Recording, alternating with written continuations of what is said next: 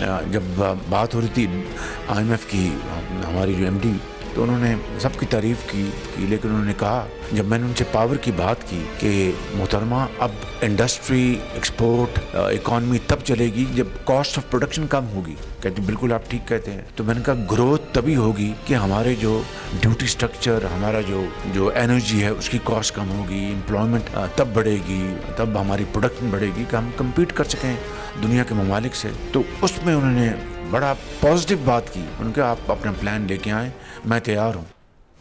बिस्मिल्लाहिर्रहमानिर्रहीम, अस्सलाम वालेकुम नाज़रीन। मुआशी इस्तेहकाम के लिए कौमी क़यादत सरगर्म है और मुल्क में इक़्तिसादी सरगर्मियों में मुसलसल इजाफा देखने में भी आ रहा है। IMF वफ़द पाकिस्तान में मौजूद है।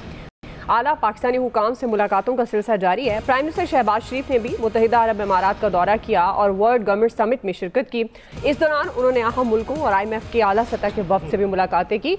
दो तरफा ताउन और सरमायाकारी से मुतल्लिक तबादला ख्याल किया।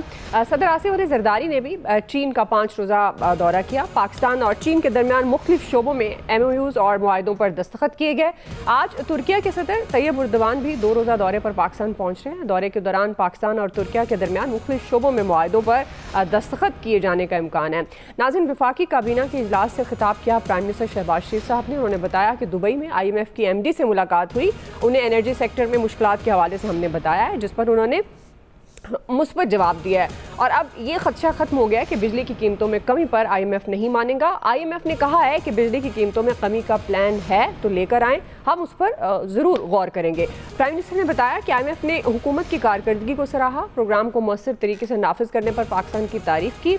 प्राइम मिनिस्टर के खिताब के बाद लीगी सदर नवाज शरीफ भी मैदान में आए और अरकान असम्बली से मुलाकात के दौरान प्राइम मिनिस्टर की कारकर्दगी को उन्होंने सराहा और कहा कि शहबाज शरीफ की मेहनत रंग ला रही है। हमने पाकिस्तान की खातिर हंसते हुए कुर्बानी दी, आगे भी किसी कुर्बानी से दरेग नहीं करेंगे। जवाल का रुख तरक्की की तरफ मोड़ दिया और मुल्क को एक बार फिर संवारेंगे। इसी से आज का पहला और बड़ा सवाल होगा। अब पैनल का तारुफ करवा दूँ। प्रोग्राम में मेरे साथ हैं अयाज खान साहब, आमिर इलियास राना साहब, फैसल हुसैन साहब, नवीद हुसैन साहब और मोहम्मद इलियास साहब। आप सबका शुक्रिया। नवीद साहब, आपसे आगाज़ कर रही हूँ। चूँकि जिस तरह से मुल्क में मुआशी सरगर्मियाँ तेज़ हुई, इक़्तिसादी बेहतरी के समरात आने में कितनी देर लगेगी, एक तो ये सवाल। और दूसरी बात ये, जिस तरह से अब नवाज शरीफ साहब ने भी कहा कि मुआशी बेहतरी के लिए PMLN ने बहुत कुर्बानियाँ दी हैं और उसके समरात नज़र आ रहे हैं, उनका ये दावा कितना दुरुस्त है? दुआ देखें, एक तो आपने जो कहा कि माशी सरगर्मियाँ तेज़ हुई, तो सरगर्मियाँ तेज़ नहीं हुई। सरगर्मियाँ तब तेज़ होती हैं जब जो है वो इकोनॉमी ग्रोथ की तरफ जाती है। अभी जो कुछ हुआ है वो हमने इकोनॉमी को स्टेबलाइज किया है, तो स्टेबिलिटी है। आप अगर पिछले साल की बनिस्बत देख लें तो काफ़ी हद तक चीज़ें स्टेबलाइज हो गई हैं। आपका इन्फ्लेशन जो है वो कंट्रोल में आ गई है। आपका जो फॉरेन एक्सचेंज रिजर्व्स हैं वो बेहतर हो गए हैं। आपका जो इकोनॉमी है वो उसकी ग्रोथ की जो शरह जो नेगेटिव में थी वो एटलीस्ट बेहतर हो गई है। आपका IT सेक्टर जो है वो बेहतर हो गया है। लेकिन ये है, इसको कहते हैं इकोनॉमिक टाइट रोप, यानी ये आप टाइट रोप पे चल रहे हैं। इसमें अब आम लोगों को कब, अच्छा इसमें एक चीज़ और कि आपने जैसे कहा कि जी ये गवर्नमेंट का बहुत बड़ा कंट्रीब्यूशन है, तो मैं ये कहूँगा कि गवर्नमेंट से ज़्यादा ये सिक्योरिटी एस्टैब्लिशमेंट का रोल है इकोनॉमी को स्टेबलाइज करने में। आप देखें, अगर डॉलर है, डॉलर एक जगह पे खड़ा है, अगर रुपी में स्टेबिलिटी है, तो इसका मेरे ख्याल में सबसे ज़्यादा क्रेडिट जो है वो हमारी सिक्योरिटी एस्टैब्लिशमेंट को जाता है। जिस तरह के एडमिनिस्ट्रेटिव मेजर्स उन्होंने लिए, जिस तरह से डॉलर की स्मगलिंग को उन्होंने रोका, फिर इसी तरह से जो हमारे रोल ओवर जो कर्जे हमारे रोल ओवर होने थे उसमें हमारी मिलिट्री डिप्लोमेसी का बहुत बड़ा रोल है। उन्होंने बहुत बड़ा रोल इसमें प्ले किया। इसके साथ साथ आप अपनी स्टॉक मार्केट को देखें, उसमें आपका सिक्योरिटी एस्टैब्लिशमेंट का बहुत बड़ा रोल है। गवर्नमेंट का रोल जहां पे आता है ना, तो वहां पे हम ये कहेंगे कि रिफॉर्म्स जो इंट्रोड्यूस करनी है, तो ये स्टेबिलिटी तो है, स्टेबिलिटी हमने रखी हुई है। स्टेबिलिटी, जैसे मैंने कहा कि हम इकोनॉमिक टाइट रोप पे चल रहे हैं। चैलेंजेस हमारे सामने हैं। चैलेंजेस में हमारा सबसे बड़ा जो है वो हमारा एनर्जी सेक्टर है। एनर्जी हमारे पास सबसे महंगी है। यहाँ पे किस तरह से हमने अब इकोनॉमिक ग्रोथ की तरफ जाना है स्टेबलाइजेशन के बाद। जी जी। अगर हमने इस इकोनॉमिक स्टेबिलिटी के और इसके सम्राट नीचे तक लेके जाने हैं, लोगों तक लेके जाने हैं, तो उसके लिए आपको ग्रोथ में जाना है।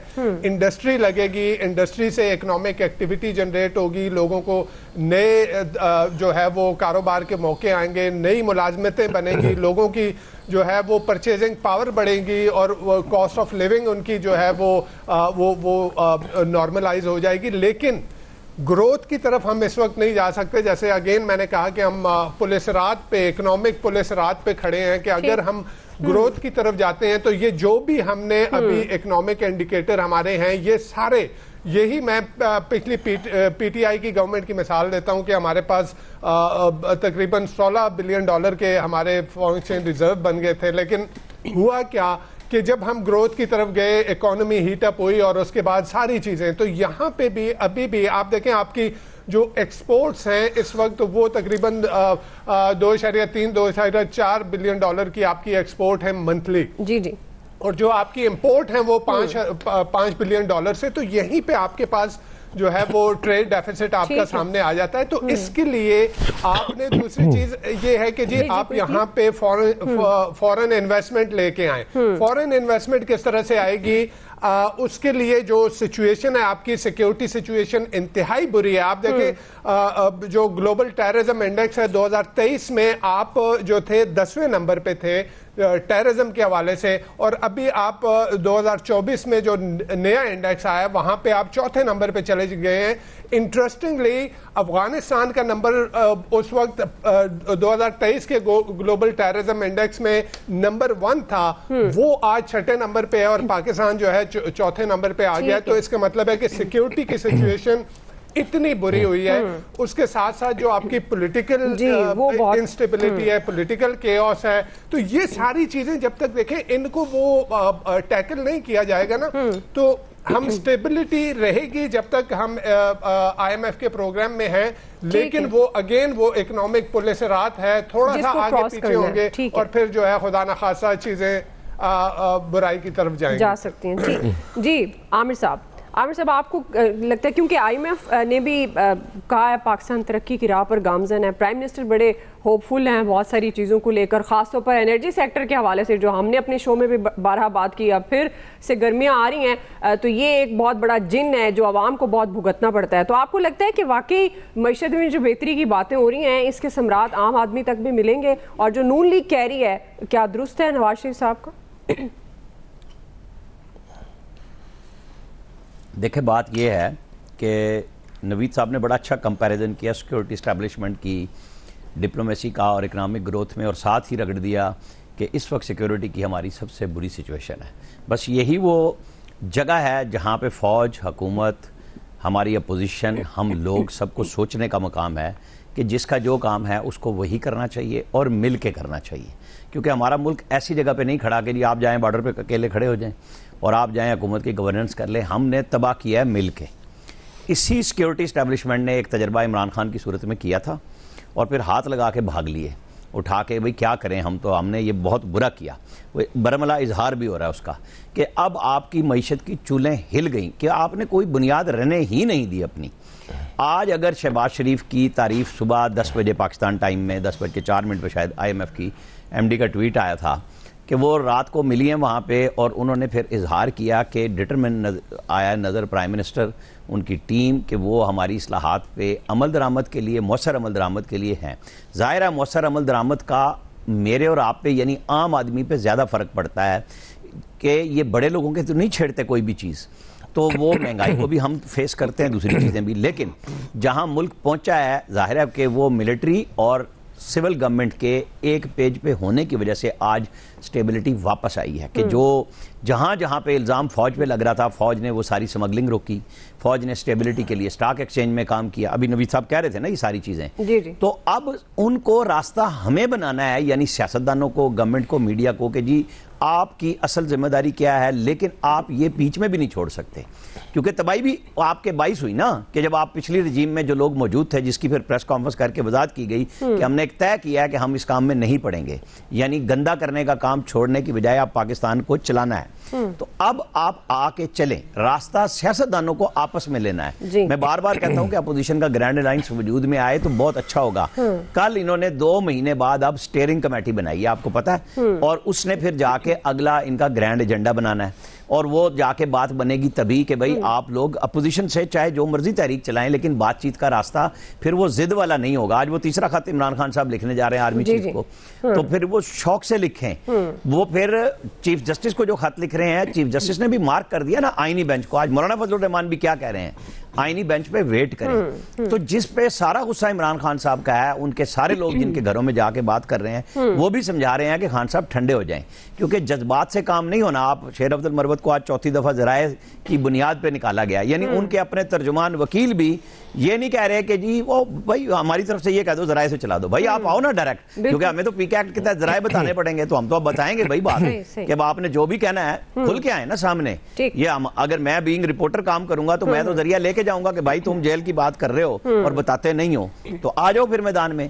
असल इशू ये है कि शहबाज शरीफ की इस मेहनत को, जिसको नवाज शरीफ ने भी इंडोर्स किया है, हमें सबको लेके चलना है। शहबाज शरीफ को और ज्यादा तेजी से भागना है। क्यों?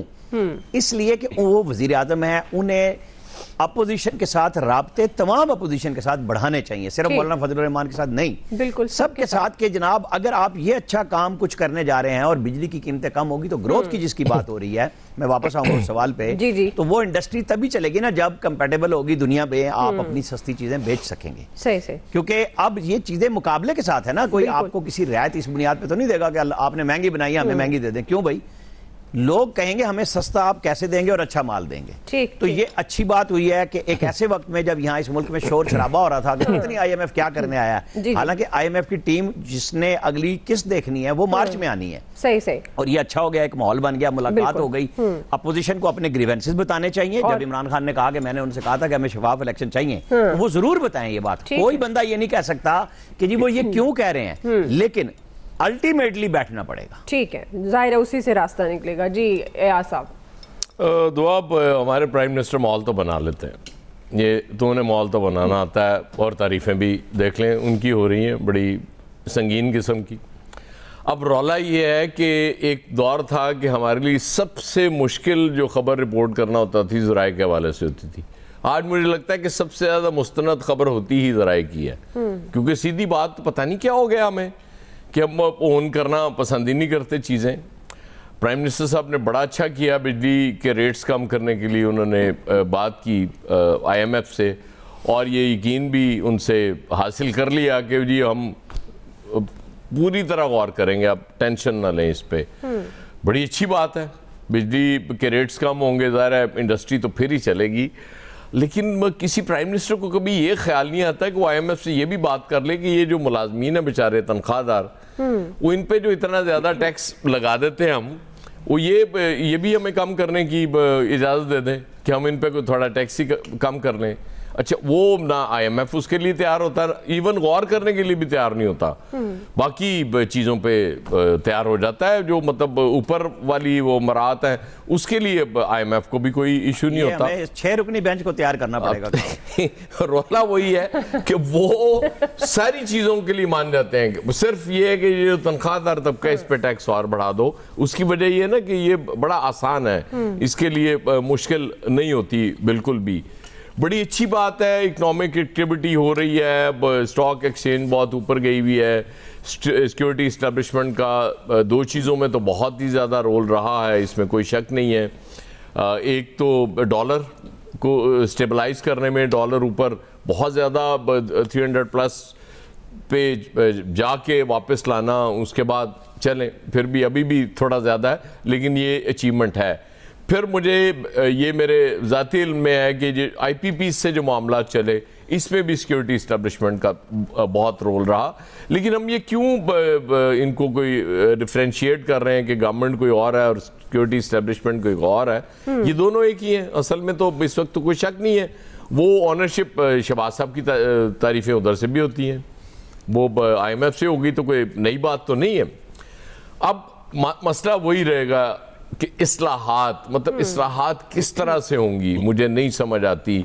ये चंद चीज़ें करके IPPs का रौला करके और डॉलर को आपने स्टेबलाइज करके आप समझते हैं कि जी इस्लाहात हो गई, या वो जो आप महकमे वो ख़त्म कर रहे हैं। मोहसिन नकवी साहब को मुबारक हो, एक और मिनिस्ट्री आज बाकायदा मिल गई उनको, एंटी नारकोटिक्स वाली भी, वो भी वजारत दाखिला में जम हो गई। तो वो तो बड़े ज़बरदस्त इस वक्त बड़े लकी हैं मोहसिन नकवी साहब, बड़े ठीक जा रहे हैं। और इलियास साहब खुश हो जाते हैं जब उनकी तारीफ की जाए। अब जाहिर है दोस्त हैं, कज़न भी हैं इनके। नहीं जी नहीं, तो VIP इनक्लोजर के पास नहीं आए। हाँ, इससे साबित होता है दोस्ती नहीं है। नहीं, वो कहते हैं मैं कोशिशें, दुखती रग है। वो कहते हैं मैं कोशिशें जारी रखूंगा, लेकिन आपको पता है ना अक्सर कोशिशें कामयाब नहीं भी हुआ करती। तो वो कोशिश जारी रखे हुए, बाकी अगो तेरे पागले चाहिए जी। फैसल साहब, फैसल तो आजकल एक्सप्रेस डिजिटल सोशल मीडिया पर हाँ देखे ना छाए हुए हैं आप, तो डिजिटल पे छाए हुए हैं। जी जी, ये जो हम कहते हैं ना कि बेहतरी आ रही है, अच्छा बेहतरी अगर हम अखबारात पढ़ते हैं नज़र भी आता है बेहतरी आ रही है। देखिए बेहतरी वो है जिसके असरात आए, उसके असरात आम इंसान महसूस करें। पाकिस्तान ये सही है कि पाकिस्तान में जो महंगाई की शरह थी वो बहुत ज़्यादा मज़ीद नहीं बढ़ रही, बल्कि मज़ीद बढ़ी नहीं रही। डॉलर में भी इस्तेकाम है और बहुत सारे जो अशारी हैं वो पर भी जा रहे हैं, मुस्बत अशारी हो रहे हैं, सब बातें अपनी जगह सही हैं। लेकिन अगर हम ये देखें कि इस सारी बेहतरी का असरात जो है क्या वो एक आम आदमी के ऊपर पड़ रहे हैं, तो हमारा जवाब जो है नफ़ी के अंदर जो ट्रेडिंग आपकी तबका है और जो आपका नौकरी पेशा तबका है, इसके जो टैक्सेस के दरमियान जो फ़र्क है, क्या वो फ़र्क जो है वो ख़त्म हो रहा है? नहीं हो रहा वो फ़र्क ख़त्म। जो टैक्स चोर है इस मुल्क का, जिसकी कीमत जो है वो हम जैसे नौकरी पेशा लोग अदा कर रहे हैं, क्या उस टैक्स चोर को आप टैक्स नेट के अंदर लिया है? क्या आप टैक्स चोरी को रोकने में कामयाब हो गए? नहीं हुए हम उस पर कामयाब। कोई अगर आप इसका करेंगे, जो आदमी कल टैक्स चोरी करता था या परसों करता था, वो आज भी टैक्स चोरी कर रहा है, उसको फ़र्क नहीं पड़ रहा। तो जो इस्लाहत की बात हो रही है, तो जिस टैक्स चोरों के लिए इस्लाहत जब तक नहीं बन जाती, उसकी कीमत जो है वो लोग जो इस दायरे में फंस चुके हैं, हम जैसे लोग और या और लोग जो इनका एट सोर्स पैसे कट जाते हैं, उनकी गर्दन जो है ना उस फांसी के फंदे से नहीं निकल सकती। अहम तरीन बात, अहम तरीन कामयाबी ये होगी कि जब आप एक आम आदमी को, एक मिडिल क्लास आदमी को एक रिलीफ मिलना शुरू हो जाए, वो चाहे वो नौकरी पेशा है या वो छोटे कारोबारी लोग हैं, जब वो बाजार जाए उसकी जो कुव्वत ख़रीद है, उस कुव्वत ख़रीद में जो है वो इजाफा हो जाए। क्या हमारी और आपकी कुव्वत ख़रीद में इजाफा हो गया है? नहीं हुआ इजाफा। अशारी अच्छे होंगे, मुस्बत की तरफ होंगे, लेकिन उसका इम्पैक्ट जो है, इम्पॉर्टेंट बात ये मेरे और आपके लिए, एक आम इंसान के लिए, एक मिडिल क्लास के लिए, अशराफिया के लिए नहीं, मिडिल क्लास के लिए, वो उस सूरत में अच्छा है जब आम आदमी भी बोल पड़े यार ये ज़बरदस्त काम हो गया। आम आदमी को इस चीज़ से कोई मतलब नहीं होता कि ये हुकूमत जो है जमहूरी है, गैर जमहूरी है, 45 की है, 47 की है। ये उसके असरात का, उसकी पॉलिसियों का अहमियत होती है। अगर आप आम आदमी को रिलीफ देना शुरू कर देंगे तो वो आपकी बहुत सारी जो नाअहलियाँ हैं, बहुत सारे जो गलत काम है, बहुत सारे जो गैर कानूनी काम है, बहुत सारे काम जो आप अपनी पसंद और नापसंद की बुनियाद पे कर रहे हैं, उन पर भी खुदकार निज़ाम के तहत जो है ना पर्दा पड़ना शुरू हो जाएगा। वो उस सूरत में होगा जब आम आदमी जो है ना वो बोलेगा यार हमारे चीज़ें जो है ना बेहतरी का काम हो रहा है, मैं अपने बच्चों को जो है खिला भी सकता हूँ, घुमा भी सकता हूँ, अच्छी शॉपिंग भी करा सकता हूँ, तो फिर वो इस बहस से निकल जाएगा कि भाई इस मुल्क में जो है कौन सी हुकूमत है, 47 है, 45 है। लेकिन आम आदमी को आज की तारीख में ये सब कुछ मिलना नहीं शुरू हुआ।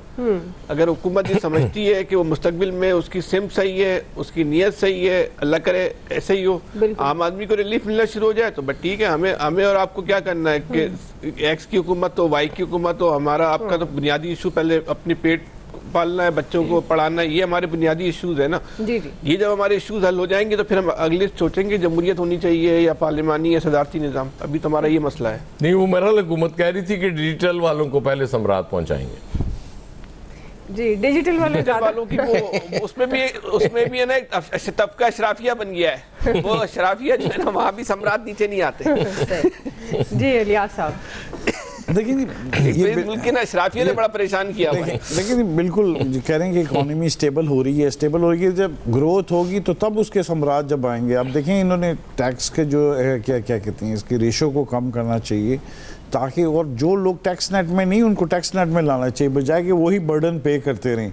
इसके अलावा देखें आप इंटरेस्ट रेट आपका नीचे हुआ, इसकी भी देखें इसके अच्छा, फिर स्मगलिंग रुकी है। आप देख लें अफगानिस्तान को जो पहले इलीगल स्मगल होकर चीनी जाती थी, अब वो जा रही, उसका रेवेन्यू मिल रहा है, एक्सपोर्ट हो रही है, उसका रेवेन्यू मिल रहा है। तो इसी तरह जो दूसरी चीज़ें हैं उसको बॉर्डर्स को अपना सिक्योर करने से ये फ़ायदा आटे की देखें कीमत भी स्टेबल है। तो ये जो चीज़ें हैं बुनियादी चीज़ों को करने के लिए ये देखें, अगर इंडस्ट्री की अगर आप मज़ीद जो है बिजली सस्ती करते हैं या उनके इनपुट कॉस्ट वगैरह जो कम होती है तो लोगों को रोज़गार मिलेगा, आप वाइबल होंगे इंटरनेशनल मार्केट में। आपको नई मार्केटों को तलाश करनी चाहिए। आप तो देख लें एक्सपोर्ट प्रमोशन ब्यूरो जो ट्रेड डेवलपमेंट अथॉरिटी वगैरह जो अदारे हैं, इन अदारों का क्या काम है कि आपकी एक्सपोर्ट को बढ़ाना, नई मार्केट तलाश करना। आपके जो बैठे हुए हैं जो लोग अफसरान गए हुए बाहर, उनको टारगेट दें, उनसे टारगेट अचीव करवाएं। अगर नहीं करते तो फिर देखें ये सारे गुड गवर्नेंस का सारा इशू है। गुड गवर्नेंस और करप्शन को रोकना है। अगर करप्शन नहीं आपकी रुकती, गुड गवर्नेंस नहीं होती, तो आपकी इकोनॉमी के लिए जितने मर्जी करते रहें काम वगैरह तो उस टाइम स्टेबल ही रहेंगे, लेकिन आगे उसके फ़ायदे नहीं होंगे। जब आप अपने इंडस्ट्रियलिस्ट को वो नहीं देंगे, सहूलत नहीं देंगे, टेपिज्म नहीं ख़त्म करेंगे, इस तरह की चीज़ें जो हैं ताकि वो चलें और काम करें, आपकी इंडस्ट्री को फ़ायदा हो, बाहर एक्सपोर्ट बढ़ाएं, आप अपनी इम्पोर्ट को कम करें। आपके देखें इम्पोर्ट बिल की वजह से आपका ट्रेड डेफिसिट आ रहा है। जो मेन चीज़ है कि आपका जो ट्रेड डेफिसिट है वो अल्टीमेटली आपको फिर डॉलर्स वगैरह के आपके शॉर्टफॉल का सामना करना पड़ता है। तो इसीलिए तब जब तक फॉरेन एक्सचेंज अपना नहीं कमाएंगे, बाहर से लेके आएंगे, वो एक्सपोर्ट प्रोसीड्स नहीं आएंगी, तो फिर उसके बगैर तो कुछ ऐसा नहीं चलता। आपको अपनी गुड गवर्नेंस लानी होगी अपनी इकोनॉमी को स्टेबल करने के लिए। ये सबसे बेहतर है कि करप्शन को भी रोका जाए, जो कि इस वक्त गवर्नमेंट से नहीं किसी से रुक रही, बल्कि रेट बढ़ रहे हैं उसके। करप्शन तो कहते हैं 2% बढ़ गई है, वो उसका बढ़ेगी बिल्कुल, उसके तो कोई रोकने वाला नहीं है। ठीक है जी, आपका ब्रेक क्विकली नाज़रीन, ब्रेक से वापस आएंगे। चैंपियंस ट्रॉफी से पहले कौमी टीम को ट्राई नेशन सीरीज़ का एक बड़ा चैलेंज दरपेश है। हम सवाल ये उठा रहे हैं कि पीसीबी का सारा फोकस स्टेडियम बनाने पर टीम की नाकिस सिलेक्शन का जिम्मेदार कौन होगा? राय लेते हैं ब्रेक के बाद।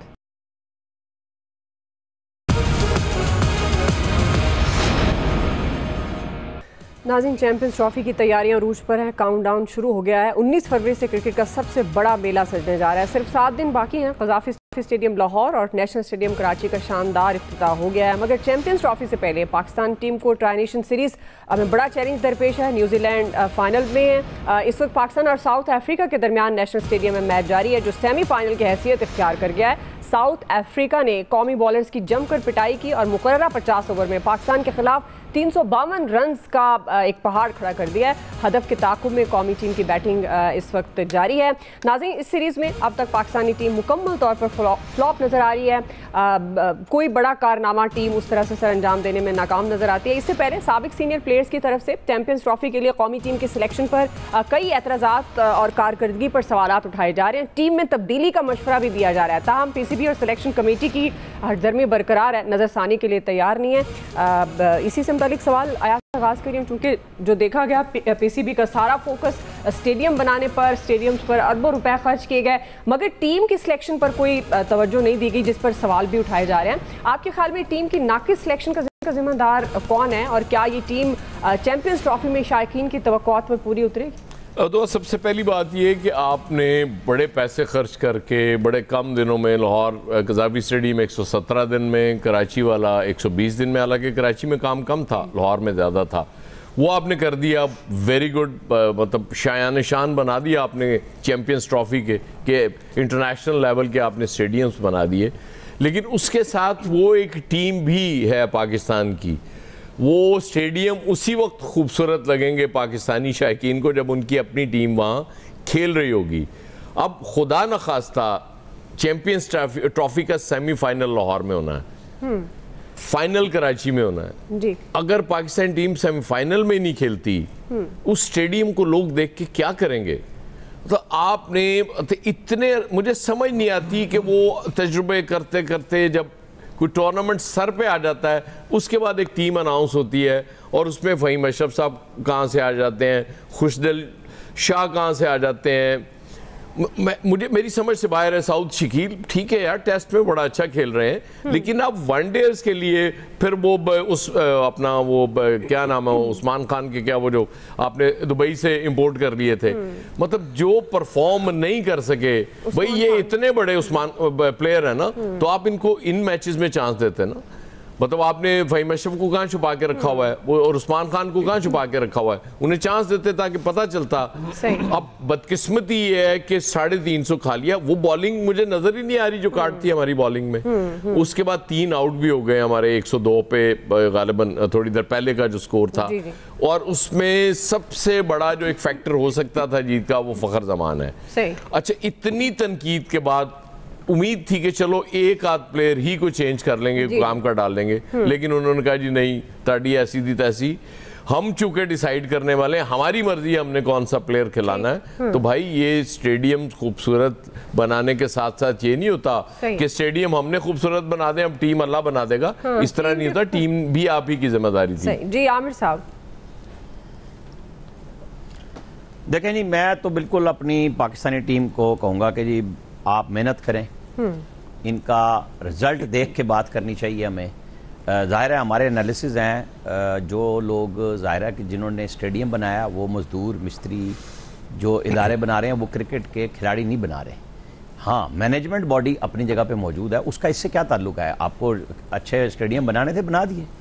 जो टीम की सिलेक्शन कमेटी है, जो लोग हैं वो और लोग हैं, वो ग्राउंड में कुर्सियाँ तो नहीं ना लगा रहे थे, लिहाजा उसको आप अलग रखें। और ये बिल्कुल ठीक है, पिटाई हो रही है, हम उस पर तनकीद करेंगे। आप खेलें, खेल के हार जाएं तब भी हम बात कहेंगे कि जी बहुत अच्छा, पिट के अगर आप हारेंगे बहुत बुरी तरह तो ज़ाहिर है तनकीद होगी, बिल्कुल। लेकिन अभी तो सीज़न शुरू हो रहा है ना, हमें थोड़ा सा सब्र से काम लेना चाहिए कि जो लोग आ रहे हैं, जिन लोगों की सिलेक्शन की जिम्मेदारी है, क्या उन्हें नहीं पता चल रहा है, मीडिया तनकीद कर रहा है, हम किसकी फेवर में हैं, हम किसकी मुखालफत में हैं, हम अपनी टीम के साथ ज़रूर खड़े हुए हैं। और अल्लाह करे कि हमारी टीम अच्छा परफॉर्म करे, क्योंकि हमारी तवक्को यही होनी चाहिए कि अपने होम ग्राउंड है, हम यहाँ पे मौजूद हैं, इतनी बड़ी आस के साथ एक बहुत अरसे के बाद एक बहुत बड़ा टूर्नामेंट इंटरनेशनल लेवल का पाकिस्तान में होने जा रहा है। अब ट्रायंगल सीरीज़ हो रही है, उसके बाद फुल चैंपियंस ट्रॉफी आ रही है, और ये बिल्कुल होना चाहिए कि हमारी टीम परफॉर्म करे। लेकिन सबसे आखिर में बात यह है कि मैंने मोहसिन नकवी पे तो तनकीद करनी कोई नहीं, क्योंकि मेरा सौदा तो जनाब इलियास साहब के पास मौजूद है। लिहाजा इलियास साहब जरा ध्यान करना, वरना फिर आगे नहीं होनी। ये ना आप तनकीद भी ना करें, लिहाज कर गए आप मोहसिन नकवी का। चले ब्रेक, नाज़रीन ब्रेक से आएंगे इसी सवाल पे। फैसल साहब, नवीद साहब, इलियास साहब का टेक लेते हैं, हमारे साथ रहिए।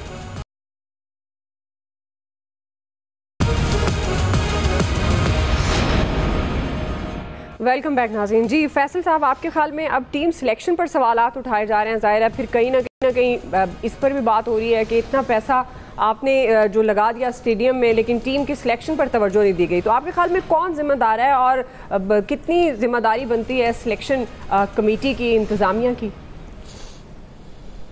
अच्छा देखिए, सिलेक्शन की जो बहस है ना, वो तो समझ लें क्या में पाकिस्तान से चल रही है, 100 साल बाद भी चलती रहेगी। एक रवा बरवरी हमारे माशरे का है, एक लाजमी जुज़ है, उससे तो नहीं निकल सकते। लेकिन मैं एक और पहलू पे बात करना चाहता हूँ कि ये जो कुछ हो रहा है क्रिकेट के हवाले से, इस पे लोग बहुत खुश हैं, कौम बहुत खुश है, ये बहुत अहमियत की बात है।